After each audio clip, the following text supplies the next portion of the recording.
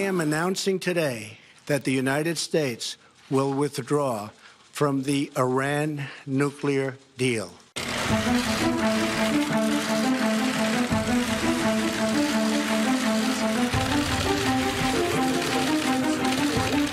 you very much. This will make America much safer. Thank you very much.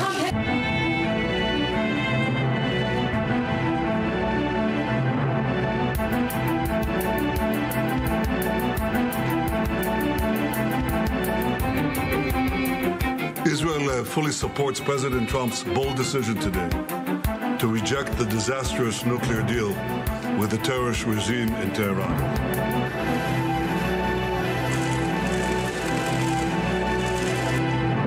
We will remain in the JCPOA agreement, despite the wishes to the contrary of the United States and the Zionist regime.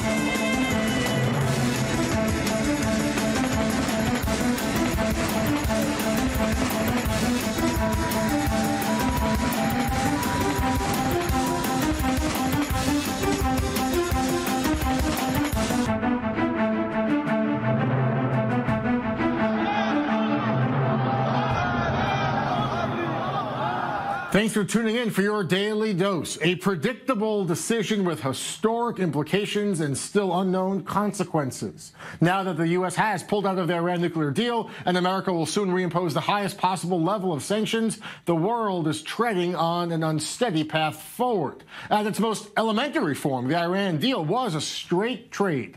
Iran could still enrich uranium, but only to super low levels, incapable of producing a nuclear bomb. In exchange, Iran got sanctions from the West, sanctions relief from the West. Trump, though, insisted, still insisting, it wasn't a good deal. There must be a revised agreement that removes the so-called sunset clauses that had allowed Iran to resume uranium enrichment in 8 years. He also wanted a tougher inspections protocol and also to add a ballistic missile testing ban to the whole thing.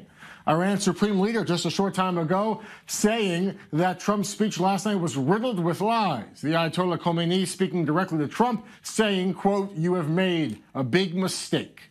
Joining me in studio to break down the consequences around the world for Trump's decision, I have with us our senior defense correspondent, Shai Ben-Ari, also Professor Uzi Rabi. Professor Rabi is the director of the Moshe Dayan Center at Tel Aviv University. Thank you both for being with us. Professor, let me start with you. Right after the president withdrew from the agreement, he pointed at the cameras and said, quote, "This will make America much safer." Simple question, was he right or was he wrong? So history would tell if he was in the right side of history, but definitely what he, I guess, pointed to is that Iran has become kind of a destabilizing force in the Middle East and beyond.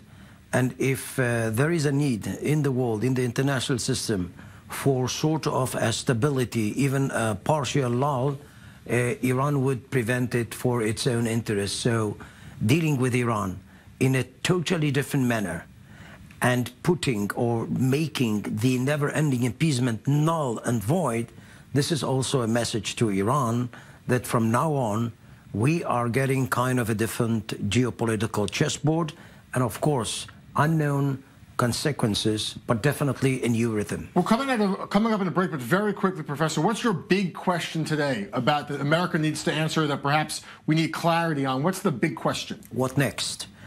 Does that is only sort of a step in the right direction, or we gonna have the whole direction, which means America is not going to let the Middle East abandoned and let the Middle East actually be easy prey for states like Russia and Iran. And I do hope that this whole saga is just an opening shot for the staying on of the U.S.